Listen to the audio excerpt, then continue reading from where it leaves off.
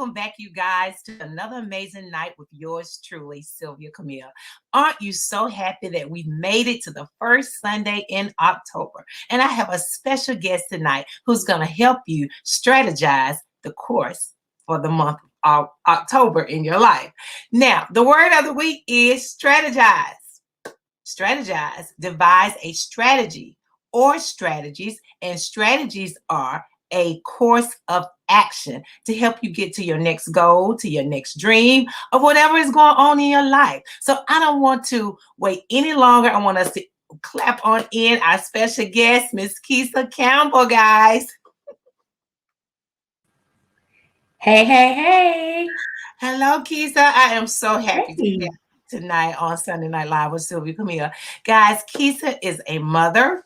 She is a former cosmetologist, but her main focus in life is being a life coach, a life strategist, a speaker, and an author, and so much more. And we're going to hear about her journey, how she has gotten to this point in her life.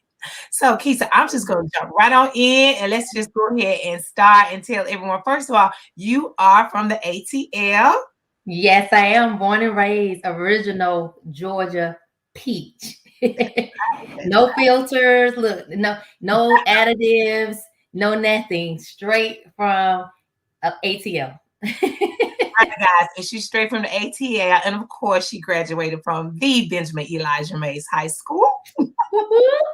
Home of the Raiders. Oh,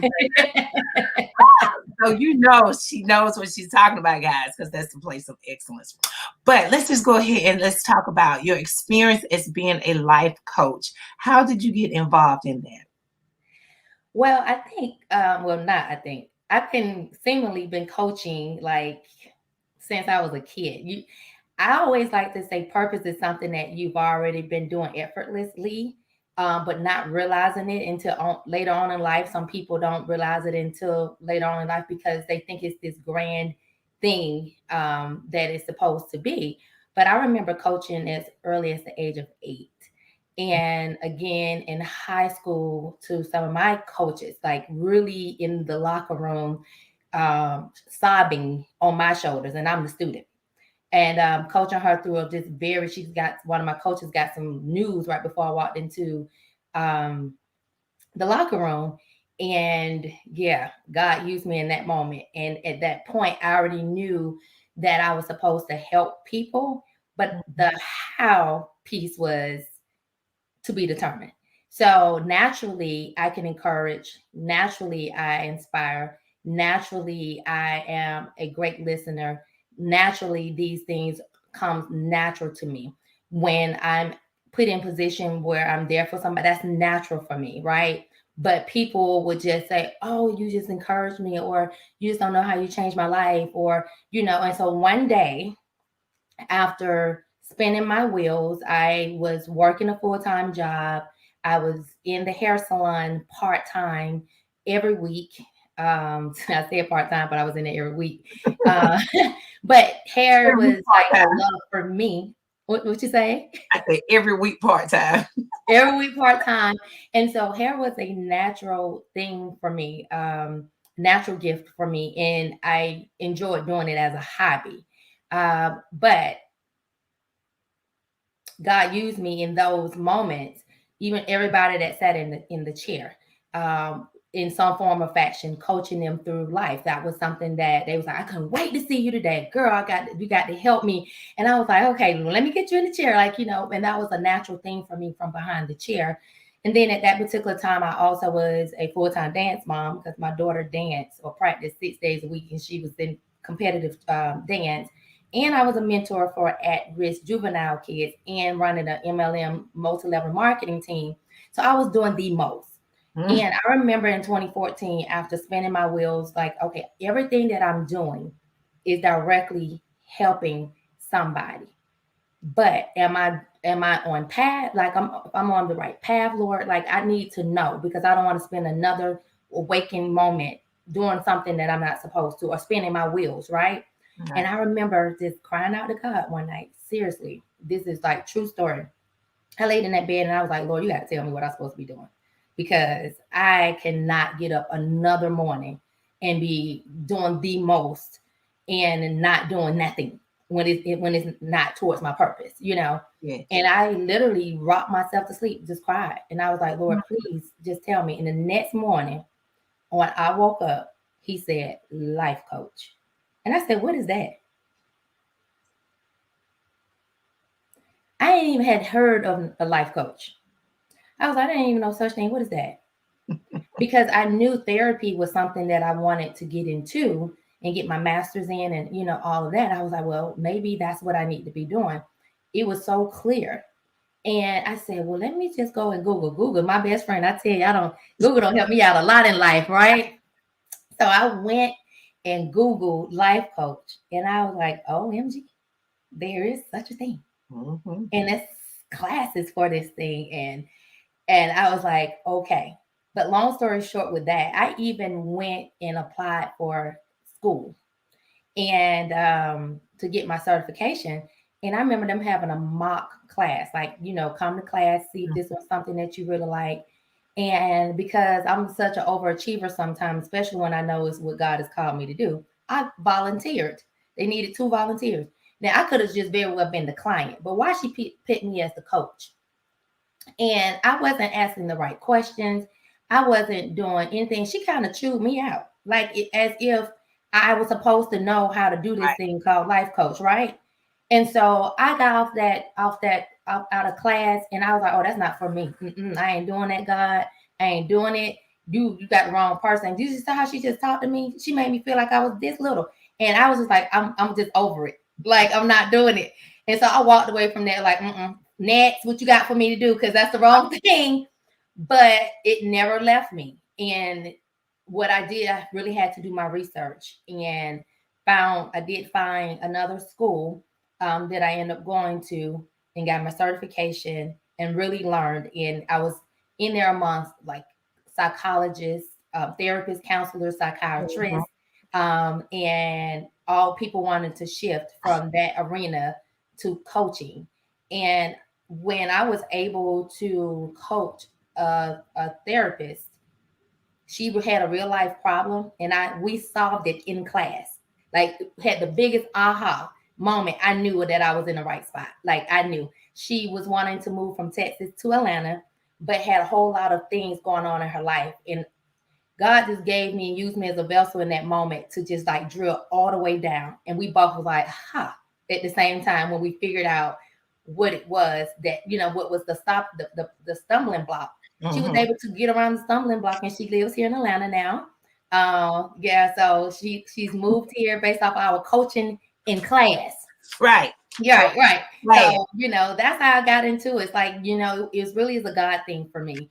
I don't take it lightly. I don't take, people's lives, whoever God has assigned me to, I don't take that lightly. And I believe that I am here for such a time as this. And yeah, I love it. It brings me so much great joy when I'm able to coach women to their next phase of life, whatever that looks like for them. Well, let's talk about beauty, the phase of a woman, what you like to do for women, which is on your website. Beautiful living. Yes. Living inside and out beautifully. Let's discuss that. So, beautiful living is whole life wellness, right? When I think about beautiful living, I think about the totality of life, like every area of your life. So, there are 7 pillars to beautiful living. The first pillar is mental beauty. So, we get into your mindset because a lot of times the issue is the block in your mind. Like everything, whether you want to get up and start a business or get up and just go to the store, any little simple thing starts in our mind. It's like a mindset thing, right? So that's pillar number 1. Pillar number 2 is spiritual beauty. I feel like you got to have your mind. You got to have the mindset to want a great relationship with God, right? And Right. to just have the foundation of how I like to say this. Spiritual beauty is the foundation in the relationship that you have with God. Just point blank, period. pillar number 3 is physical beauty. And we talk about in that pillar, we get into how we train our body, the relationship that you have with your body. Like, what are you eating?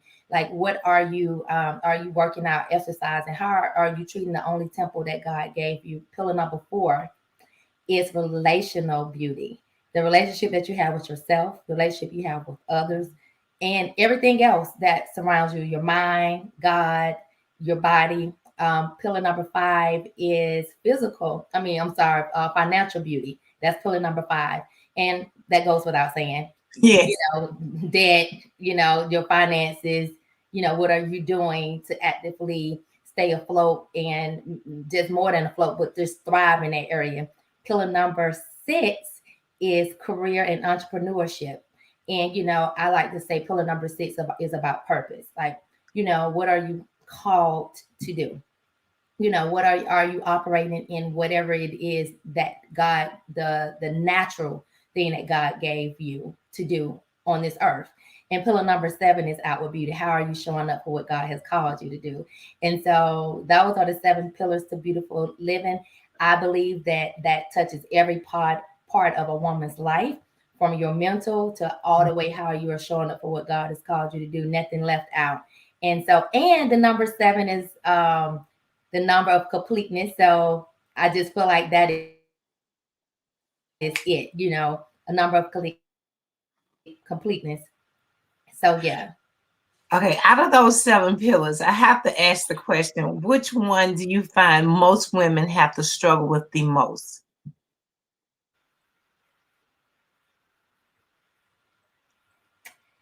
Ooh, okay. So it just depends on where they are in life, right? But what remains the same, seemingly for everybody, is this is about, I want to say pillar number 4, relational pillar, because usually it's somebody that's keeping them, or or either themselves, the relationship that they have with themselves. That relationship pillar, that is dear to my heart. I'm big on relationships. I'm big on meaningful relationships, even the relationship that you have with yourself. That plus, of course, people always say about, they don't know what their purpose is. But that's why I always go back to the relationship you have with yourself. It's like being in tune with yourself, like knowing you. Like once you like really deep dive and recognize, like, what do I do on a regular basis that's effortless? Those things. But that's being in tune with you, having that personal relationship with you. I get the outward beauty thing, but usually, people say, well, I know I need to eat better. I need to work out. Yeah, I need to tighten up my finances. But the funny part is I don't get a lot of women talking to me about like their finances as much as career, entrepreneurship. And, I always ask, well, where's your relationship with God? Like, that's the foundation. It's like, oh, I have one. I may need to spend a little bit more time or try to put it in. So we work out how to incorporate God into your everyday. And people feel like if I don't take this dedicated hour, then it's not good enough. And I'm like, no, God didn't tell you that you had to give him an hour. He just said don't exclude him from the day. Exactly. That can be like, when I get in the car, I'm not making a phone call to anybody and I don't have on any music. It's just me and God's time. It's like, and then when I say that, it was like, why I didn't think about that? So, but mainly it's that career, entrepreneurship, and relationships, and putting themselves first. And we work a lot on putting ourselves first, because as a woman who are normally our mothers or wives or taking care of somebody else, we tend to put everybody need before our own. Yes. And I'm like, no, baby, you got to put on your life jacket first. Yes. And don't feel guilty about it. It's just like when you get up in the morning time and you have kids, and if you have to go get them ready before you get yourself ready, right? And they are all good, but then you end up taking shortcuts on yourself because you're looking at the time and you like, I don't have that much time. But if you got up and thought about yourself first, Yes. them babies gonna be okay. You just brush their hair real quick, whatever, go on out the door, but that's what we tend to do. Every single mother, every wife, they seem to get up. I had to cook him breakfast, or I had to fix his lunch, or I had to do this and that. And I was like, you did that first? That's I'm just, as you're speaking, I'm thinking about my days. This Yeah. this But what it's like, if I just get up and get myself together, like now, when I get up, I don't get my daughter up. Well, first of all, she's 16 and she get up on her own. But if I had to, I'm going to do everything I need to do and get to a point where I only have a few more things to do before she gets in my way. Like, no, I'm going to see about me first. Then I'll go and see about her. If I needed to. You just be like, okay, when I get to this point, then I can invite somebody else into the space. I can bring, I can comb my hair at this point, or whatever it is you have to do. Yeah. But we just have it all wrong, and society just have us wired where we feel like we have to see about everybody else. Even on the plane, they tell you put your oxygen mask on before you put your whoever sitting next to you, right? See about you first. And that's where I thrive, especially when I get a mom to coach or a mom and a wife. It's like, oh yes, I couldn't wait till I got you, let's put some things in place. And you show up for your family in a different way, because you're not showing up tired. You're not showing up upset, angry because you didn't get to do what you wanted to do because you was always saying about somebody else. I just feel like it's power in that, seeing about us first. It's power in, making sure that you are good before you are saying about somebody else, and incorporating me time throughout the week, whether it's just 30 minutes. Yes. Yes. As you were speaking and describing that when coaching people, the word sacrifice came to my mind.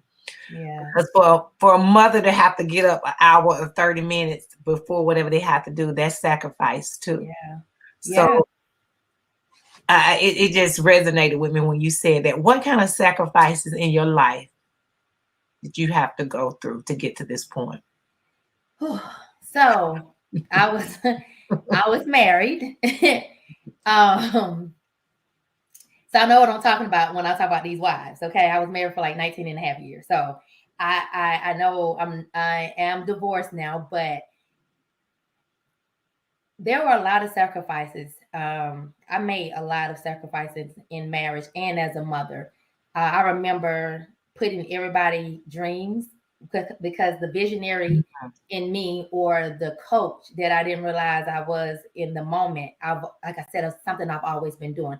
I remember having weekly meetings in the house. And I was like, meeting time. Everybody need to come to the living room.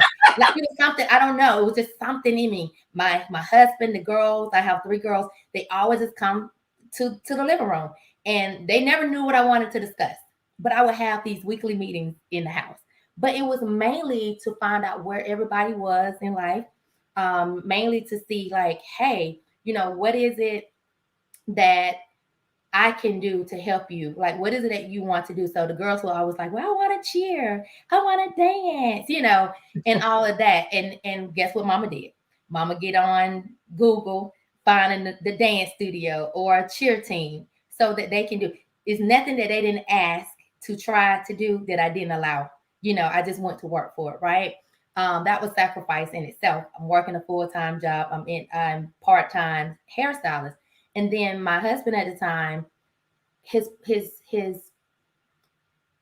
love was acting. And so he would come home from working a 9 to 5 and be miserable. And I remember one day just telling him to quit. No, I ain't talked to God about it. I just told him to quit. Didn't do no budget, didn't do anything. I just knew that was something that he always wanted to do with his life, but felt like he didn't ever have an opportunity. So under my watch, you want to say you didn't have no opportunity because you married, got kids now. So I told him to quit. And I took on everything everything that you could think of. I took on everything. While he pursued his acting career, the house kept afloat because I made sure that we wasn't going to fail. We wasn't going to fail.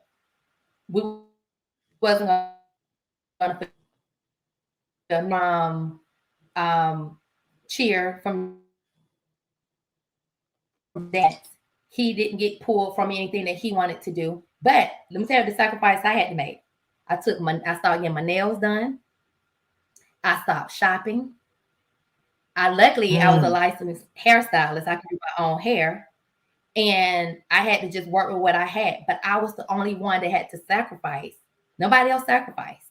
Everybody else was able to do everything they wanted to do in that moment, while I worked the 2 jobs, while I, couldn't go get my nails done, while I couldn't go buy a shirt, just to make sure that the lights didn't get turned off, make sure that they had food, during this time of that I said yes to, for the sake of being a great wife. That's commendable. Yeah, my friends was like, "You crazy." I'm still listening. And I even tuned them out. Like, one of my, all my friends were married. So one of my friends was like, "You're more wife than I would ever be." I'm just letting you know. Oh, that one flew that I would not have allowed him. Oh, where he had to figure that out. Like, she was just quiet. She's like, "You crazy." And I didn't look for anybody. I didn't go have the conversation like, "Girl, I'm thinking about doing X, Y, and Z so that my husband can pursue his." I didn't have any conversations. It wasn't get opinions. You know how people go and start talking to people, got to ask 15 people before they move forward, right? Yeah. Didn't do it. I just said it. And he actually thought I was playing. Sunday came, I was like, "Where's that resignation letter, bro?" Because you ain't coming here another day talking about you ain't happy. Like, I don't want to hear it. But I felt like I never got the same opportunity. And so, to this day, I just be like, God, like, I still never got that same opportunity, right? But, it is what it is. I did what I felt in the moment. There were a whole lot of sacrifices that I've made, in marriage. And if you talk to him, he'll probably think he did some sacrificing too. I don't know. But I know I did. Right. And in this story, and with you sharing it, it goes to show anyone who's listening that they can hear and see that you have a big heart. Yeah. And you believe in people. If you see something in somebody, you're gonna try to help push them into their. I do it to the detriment of me sometimes. Where did that come from? I think God just designed me this way. I think my purpose is so big in the earth that I need the heart that I have. I just have to use wisdom moving forward, because my heart is very big. I absolutely love God's people. I love people. I don't meet a stranger. If I line my friends up right now and I'll say, I met this one in Target. I met this one in TJ Maxx. I met this one. Like, it wasn't a function or somebody introduced me. I met people while being out that are still in my life over 10 years later. Just having a conversation about a purse in the store, or about a Samsung phone or whatever, just conversation. Yes. And my sister said, "Girl, you'll never meet a stranger. And every time I turn around, your friend circle get bigger and bigger," But I love all my friends. It's nothing for me to host a mastermind with a group of friends. Like, okay, where we at? What y'all doing? Mastermind this day, every Saturday we meeting from this time to this time, or every Wednesday we meeting from this time to this time, because I want everybody to flourish. I want everybody to know what they're supposed to be doing. I just want people to be happy in living life. I think every day above ground is an opportunity to get it right. I think every day above ground, that means there is still purpose for you. I think every day above ground is an opportunity to have an impact on the world. And if people looked at every day above ground as that, I think the world will look different. Now, you have a calling on your life. We know. Yeah. We can see it. So is your next step or anything going to be in ministry? I think, yeah, I do have a calling on my life. I am aware of what it is. Um, I think me just showing up every day is ministry in itself. I think God is calling me higher. Um, we'll just have to see what Okay. He's doing in that area. We'll just have to see. I know it is to use my voice. I literally just spoke at a high school with a group of 11th graders, and I was so in purpose. Like I felt it. Like I knew God was like, "This is what you're supposed to be doing, using your voice to speak." Mhm. And that was ministry in itself, to be able to touch the hearts of young ladies, and to get their response and to see how engaged they were. um, More of that, so I know it would be something, using my voice in the speaking arena, continue to do that. Yeah. um, that's ministry in itself, but we'll see what God does with what I've been called, what I've been called to do. I'm definitely going to try to do more lives moving forward, or things like that, that I don't have to necessarily be in a pulpit, because everybody doesn't go to a church. Right. So there's ministry even in the street, Yeah. or even from the home, or I think ministry is everywhere. So we'll just see what he calls me to do next. Well, we all gonna be looking forward to. We're not finished. We're not finished. I just want you to go ahead and put a plug in for your website because I want everyone to check your website out. Okay, it's KeisaCampbell.com, Keisa Campbell.com.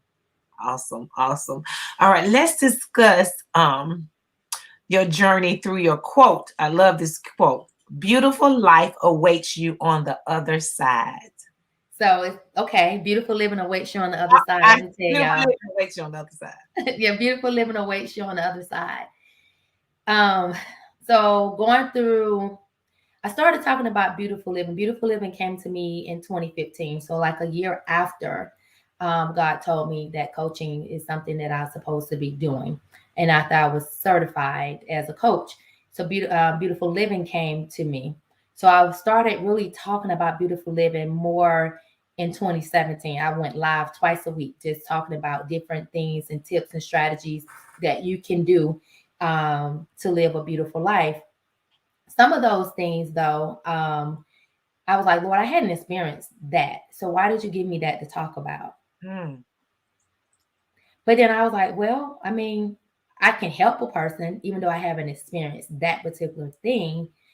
Okay. And I kept moving forward, not knowing that in 2017, on today, October 3rd, I walked away from my marriage on this day 4 years ago.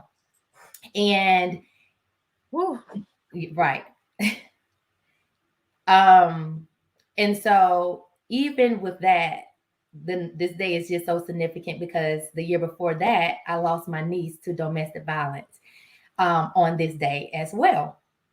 And so there was already a lot of things going on family wise with us losing our niece, and then a year later, I walk away from the man I've known since I was a teenager, and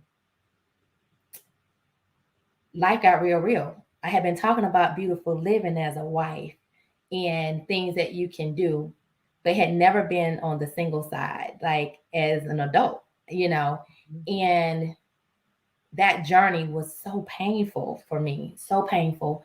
Um, Something that I even asked God if He would allow me to be the last person on earth to experience divorce because it was so painful. I didn't want another human being to have to experience that.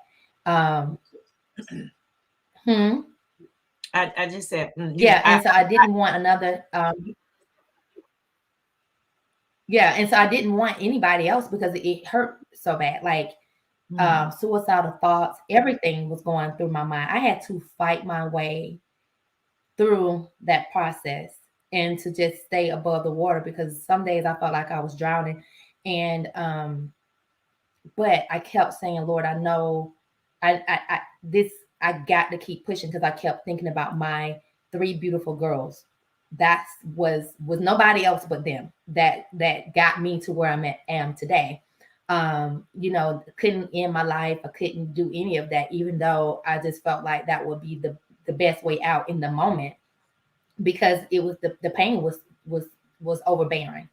And God used those lives that I had done in 2017. I didn't know that was for me. I didn't know that was going to be for me.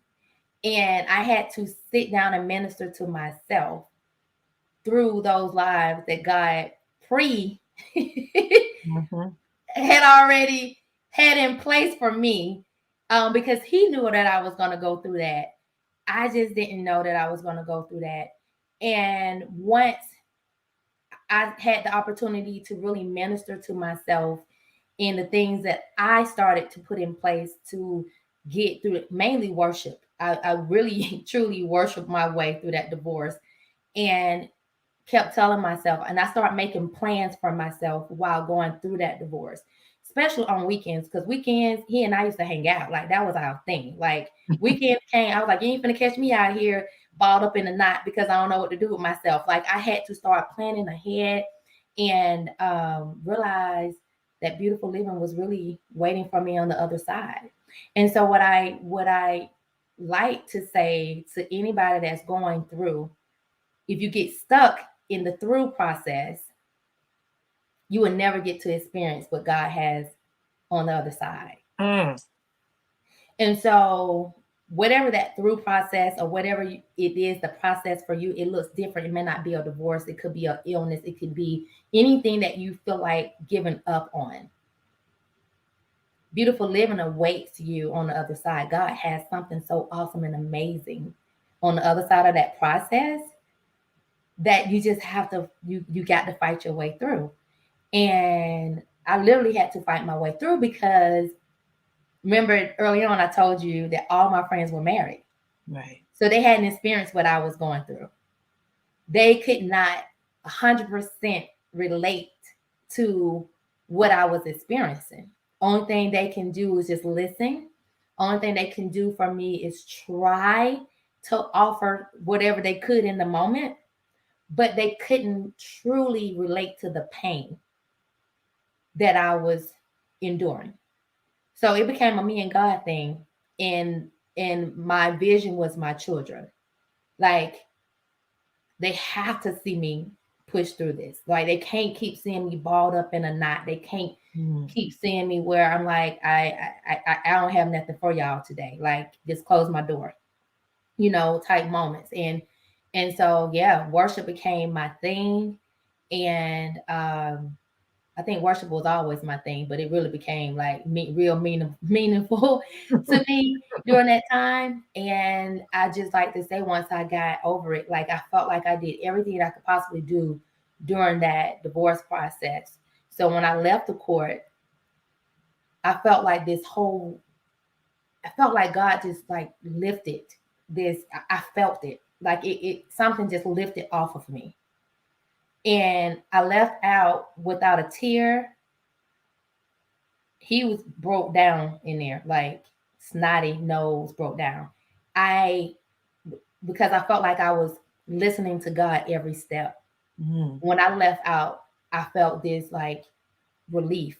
I felt like everything on me it had just like, he just washed me or something. And I remember walking to my car and I called my mom and I was like, it's done. And she's like, you okay? I mean, you saw. I was like, Mama, I did everything I could do. And for whatever reason, I have a sense of peace all over me. I just felt peaceful. And I was like, life, I just have to learn this new life. And that's what I decided to do. Like, beautiful living awaits me no matter what, whatever I got going on. Just like, it's on the other side. And so for any woman out there that is going through anything, it doesn't have to be a divorce. It doesn't have to be illness. Life throws us many lemons, but you have to push through that process.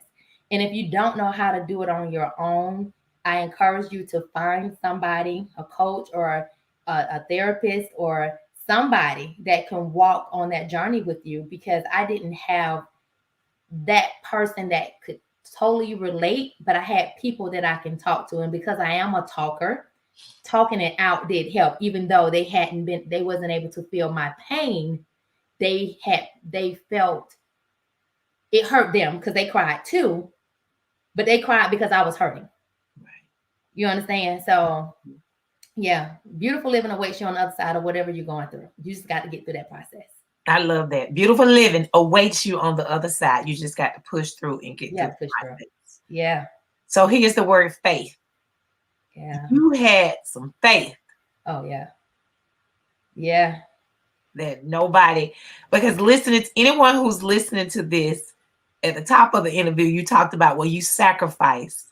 You let him go and live his dream. You took care of the household. And now we mid into the interview, you have divorced it. So anybody who has gone through, you sacrificed. That's huge, Keisa. That's huge. Yeah. Yeah. I've been told, people talk about my faith a lot. It actually came up in my spiritual gifts. It's like faith is really high in my spiritual gifts. It was God. I can't take any credit for anything, but just being in a position where I could just hear him tell me to surrender. And sometimes I didn't. And he was like, I said to surrender it all. And I remember just a lot of times, and even now, even in this present day journey of mine, I often literally envision me picking up whatever the problem is or the issues that I'm having. I literally envision me picking it up. I envision him standing in front of me and I say, I'm laying this at your feet. I'm giving this to you. I'm laying this at your feet. It's like this mental thing that I envision me doing, whatever it might be. I'm laying this at your feet. And I remember when he said, let it go. And so even now, I try to be in tune. My faith has gotten me to where I am.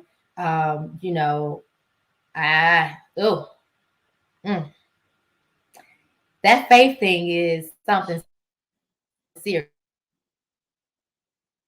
because oftentimes I'm reminded that I had to tell me faith is the unseen. Faith is the unseen, right? And I used to have to tell myself, it's like, don't focus on what you see. Don't focus on what you see. Because when we take when we take time to focus on what we see in the right now, it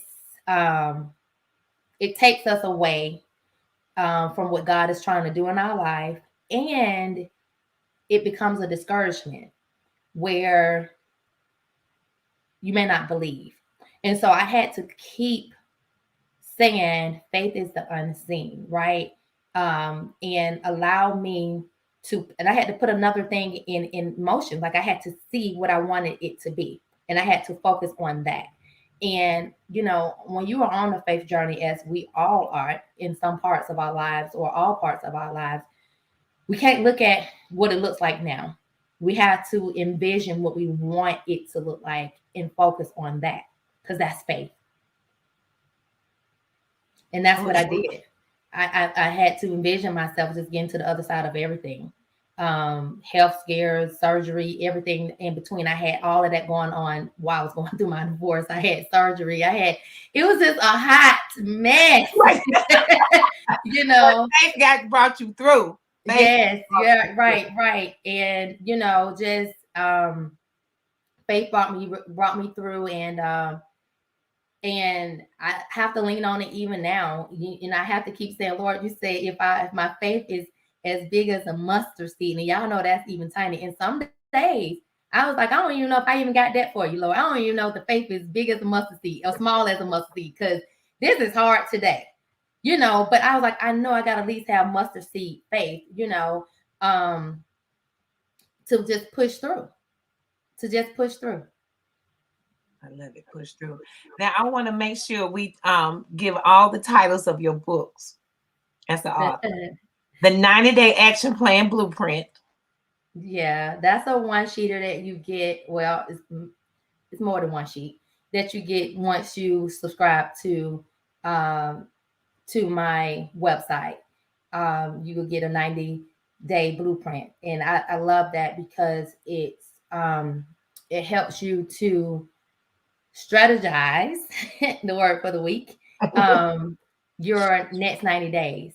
And so I am very goal oriented, goal driven. And I notice when I don't even do that the way that I teach it, I'm like, what are you doing? You all over the place. So go back to the foundation, and so that you can pursue this goal and execute it. And so that's something that I offer once you subscribe to the website. So everyone who's listening, I need you all to subscribe to KeisaCampbell.com so you can get your 90-day action plan blueprint so she can help you strategize the course of your life. Yes. Plug in, I love it. All right. Calculating route. Release the style within you. So the Release the Style Within You is an ebook that I did a while back when I was image consulting. But it's pretty much just to talk to you about styling for your body type. You know, like women feels like that's pillar number 7, Outward Beauty. Women feel like just because they make it in your size doesn't mean you're supposed to wear it. And I'm gonna say that again. Just because it's in your size doesn't mean it's supposed to be something that you put on your body. And so I took a moment to just break down like the different body types and how to go and shop for your body type. Because I had a lot of people asking me like, well, you know, I'm pear shape or I'm this shape. And, you know, and I was like, no, you need to, if you're large at the bottom, you need to put solids and do your prints up top so it can bring the focus so you can look like you are proportionate, you know. And so I talk about that in that ebook. Recalculating route, we're just pretty much talking about just what it says, recalculating life. You know, it's just some steps that you can use to identify purpose. So we talk about purpose in there. And actually, I need to pull that one down because I revamped it to my Beautiful Living Playbook. So yeah, that's what it is. So it's about purpose. It's a purpose ebook taking you through like identifying purpose and things that you want to do with your life and calling and such. Now, all that beauty, we see how beautiful Miss Keisa is. She was Miss Georgia Black America 2019. Tell the viewers about her experience. Oh, wait a minute. It was another book on there, but I took it down. So you didn't get it, but it was a wife superpower. So a couple of us, a wife superpower. So I did like a collab with a couple of wives, and I actually just took it down. I took it down after I went through all my stuff. I was like, I ain't selling this book, but I am a co-author to that. I do have a chapter in that book. And people who know that, they would be like, I know you still got a copy of that book. I do. But yeah, but moving forward, what you just said, I just had to put that in there because you know, people be like, why you don't even talk about that book? You was a whole co-author. That's actually a book, published book. It's not an ebook, it's a published book. So I am a published author. Yes, but yeah. I'm interested to know. I hope you talk about that big sacrifice in that chapter. Actually, we was talking about different superpowers, right? Okay. And right. And what I realized, I actually talked about silliness in my marriage. And you know, just being silly because I noticed that what brought life to my husband and I, they felt like I wasn't silly enough. Like my family was just a ball of silly people. But I was the more stern. I was the one that was, you know, making sure, like sending emails to the teachers, making sure while he cut the monkey with the kids, you know, and I would be like, we got other things to do. But when I would be silly, he would like love that. And I realized that was my superpower. Like, in a marriage, like he would just thrive off of me being silly. And so I actually wrote about that. Now, the sacrifice is coming in another book that I'm writing now. That's um, awesome. that beautiful living book. Yeah, that sacrifice is coming in that. So it is going to be talked about. But we was just talking about, because there were a couple of different superpowers that I had, but those were taken already by some other people who already grabbed them. So that was like a very unique thing.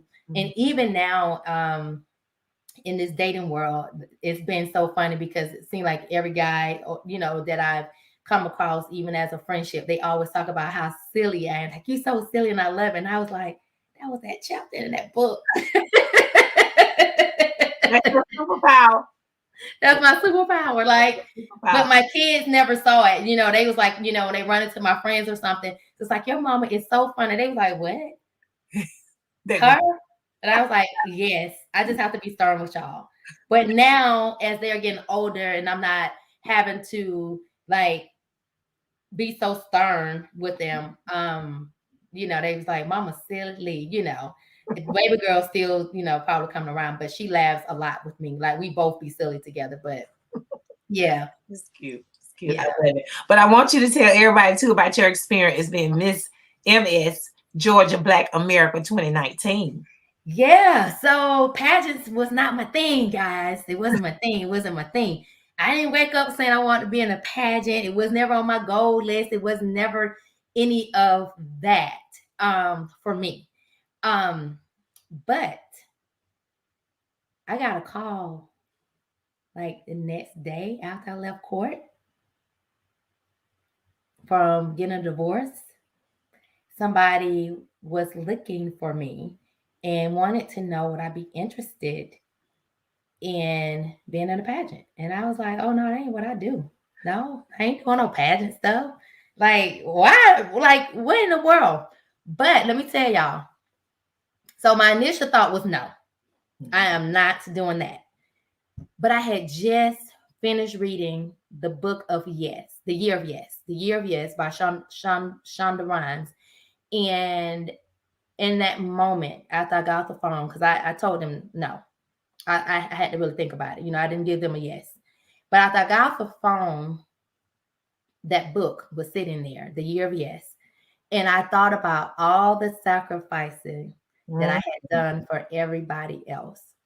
And it was like, when are you going to say yes to you? And for me, it was a new experience. And I love new experiences. And so I was like, there's a new experience, something I've never done before. I didn't even have to go and look for this. It came to me, to at least apply.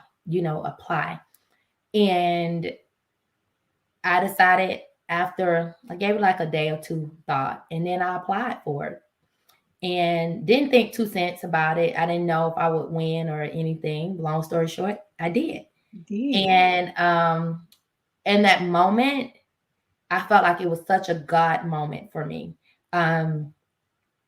that he was still letting me know that I was still his queen, that I was still royal to him. I was his daughter, that, I belonged to the Most High in that moment. It was just more of a spiritual thing for me in that moment. And for me to say yes to me for something that I didn't even have to go and seek, it sought me. And I won. And it was a journey for me. It really helped me to move forward, not dwell on what was, but to dwell and focus on something new, something exciting, meet new people, to give back to the community during that time, and something that I always enjoyed doing anyway. And it was just an opportunity for me to just share like my story. Even now, it's still relevant, because even when I went out on last week to talk to the young ladies, I took my sash with me, and my topic was, what will your story be? Because now your viewers would know that I was a teen mom at the age of 14. And so when I talk about being a teen mom, But on the other side of that, being crowned Miss Georgia, Black America 2019, statistics says that I wasn't even going to graduate from high school. Only 40% of teen moms graduate from high school on time at that, not get retained. I graduated with my class with a scholarship. And statistics says only 2% of teen moms graduate from college by the age of 30.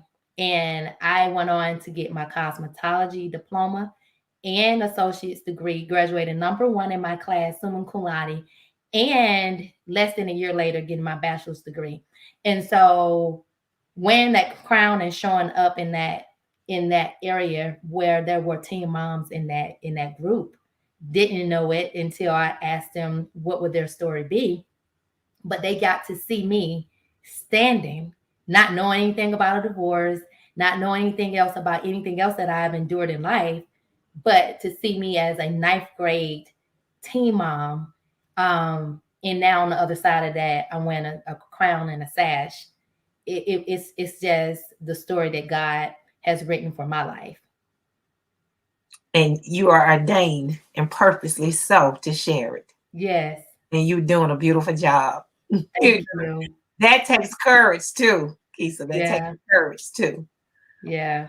Woo! Yeah. My 14-year-old self, who knew that I would be, crowned Miss Georgia, Black America 2019. It was never a doubt in my mind that I wouldn't graduate because my mindset told me that I would. I visioned and goals early on that I had to. It was never a doubt in my mind that I wouldn't finish college. It was just the strategy that I had to put in place to do so. And so like I told them, when people say I can't, I don't understand. That doesn't resonate with me when you say you can't do something, because I had to do it against all the odds. I had a lot of odds stacked up against me, not only just being a teen mom, but, living in a home where there was just one parent, on a regular basis. And it was a lot of things stacked up against me that could say like, wow, how her life is already what it looks like. See, that's why you can't focus on what it looks like. You can't focus on what it looks like. Right? You can't focus on what it looks like, right? That's why you can't focus on what it looks like. If you have a clear vision for yourself, vision and purpose, and and those two things for me is everything. That's why you can't focus on what it looks like, and you have to focus on what you want to see for yourself. And so, yeah, that was my thing, just focusing on what I saw for myself and to be able to just be an example. My oldest daughter is now 28 years old and graduated from college and has gone on. She's actually about to launch her business this month. And I'm just super duper, hadn't had to come back and stay with mama since she left college. She's on her own. Super duper proud of her. And all my girls, I'm super duper proud of all of what they have accomplished thus far. I have one that's in college, the senior in college. I'm super duper proud of her, and a junior in high school. So they all are doing their thing, and I'm just a proud mommy of all three of them. So yeah. You have something to be proud of. Now, before we close out, 2 more questions. Okay. First, give us 3 inspirational nuggets for anybody who is going through. For the month of October is known as, it's a lot of things that go on. We celebrate breast cancer awareness, Okay. Down syndrome, healthy lung month, and domestic violence. So anyone, woman, male, whomever, who's going through what 3 inspirational nuggets can you share with the viewers to let them know? Okay. So I just have to speak from experience. I know October is domestic. One of the things is domestic violence month, and their color is purple. Hence me wearing the purple today, in honor of losing my niece. Okay, I got to fight back these tears today. Wait a minute. I'm gonna cry with you. Yeah, I've been holding back some from your right. Because she didn't want to be in a relationship with this young man. And so he took her life, and he took his own too. And now my sister, she's been going through for years. It's 5 years today. So for 5 years, she's had to endure um, that pain of missing her. And for anybody that's in a domestic situation, get out of it. Um, and first of all, go to somebody, because getting out of it may not be that simple. My niece didn't, I don't think that she saw it coming, but it did. It happened for her. And I can remember the call, I didn't even get the call. My husband got the call and I was in the bed asleep. So just, really living that moment. And of course, it's Breast Cancer Awareness Month, hence the pink. I lost my sister-in-law to breast cancer the year before that, in 2015, in September. So those two things are very dear to my heart. So whatever it is that you are experiencing, whatever it is that you are going through,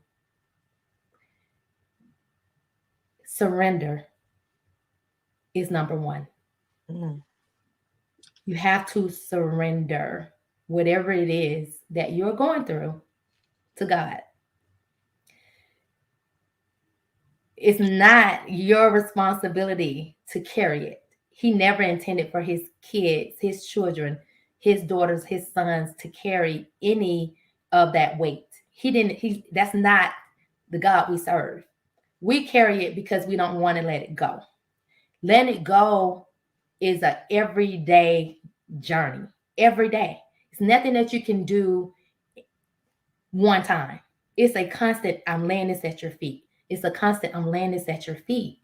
And so for me, number one is to surrender. Number two is, for me, I had to give him praise even through. You have to praise him even through your storm. Worship. That worked for me. So when I was in the shower, I had my gospel music on. I don't think it was a time that it wasn't on. That's what got me through. Like I'm telling y'all, like, worship, surrender, praise him through the storm. You have to praise him as if you are already healed. You have to praise him as if you already see the end of what you are looking, the outcome, what you are expecting. You already have to claim that thing. You have to grab it out the air and claim that healing. You have to claim that really healing, because all of it is healing. All of it is healing. You have to grab it. And that third thing is, you have to be okay with being in that moment. And what I mean by that is, even with surrendering, even with praising, you don't have to walk through life as if you're not bothered or that everything is okay. What I would say to that is, you just can't stay in that place. And so what I did was, I might have had days at first, and then my days turned into hours, and then my hours turned into minutes. Now it's seconds, where I know I had to put myself on that timeline, because you will find yourself standing in that moment. And so letting it all go and getting to a point where you say, it's okay to not be okay, but I will be okay. And when you know that, you have to be conscious with the amount of time you allow yourself to be in that space. So I'm going to use the word wallow in that moment. It's okay to wallow in that moment. What's not okay is when you stay there and allow it to take over your life. Because God never said that we wouldn't have trials and tribulations. God never said that you wasn't going to have this burden or this heavy load on you. He said just to bring it to him. That's the part that we don't do. We don't bring it to him, the surrender part. So I want you guys to surrender. I want you guys to praise God through the midst of whatever it is. If it's a child, if it's a divorce, if it's domestic violence, and then you like, how you praise God through the domestic violence? Because he won't see you through that thing. You just have to surrender it to him, go get the help, praise him through the healing parts of all of that. Because if not, you're just going to repeat the cycle. And the third thing is being okay with not being okay, but knowing that you will be okay. Profound, profound, profound. Out of all of this, I have to bring out my big dream pillow. Thank you, Keisa, so much. What is your biggest dream in life? Just to keep impacting others, really and truly. My biggest dream is to be able to be on the stage where however many how many people God send to that arena, just to have the biggest impact on somebody else's life. That is my biggest dream. I also want to open up something for women. That is a big dream. But even in that, it's still to directly impact the lives of other women. So my heart just thrives and awaken and is so fulfilled when I'm making an impact. That's all I want to do. I want to just continue to impact whoever God assigned to me. I think we all are assigned to somebody. That's how he destined us. That's purpose, on purpose. And I just want to make sure that I don't go underground without impacting every single person that God has assigned my life to. I do not want, he cannot call me home before I impact every single person that he has called me to. Oh my goodness. I want to thank you again for sharing this time with us and starting us off for the month of October. Guys, make sure you like, comment, share. Hold on, Keisa, don't go away. Okay. Woo! I am over here and just like, I don't know what to say, guys. I am just like lost for words. Lost words. Takeaways. Surrender to God. Give him praise through the storm. Be okay with being okay. If you don't remember anything else, go back to that ending of Keisa's interview and make sure you all like, share, and comment. Share this. This is powerful. There's some people out here who needs to hear her message, who needs her 90-day plan. I love you all so much. Thank you for tuning in with Sunday Night Live with Sylvia Camille. I'll see you next Sunday, same time, same place. Don't forget to strategize the course of your life this week.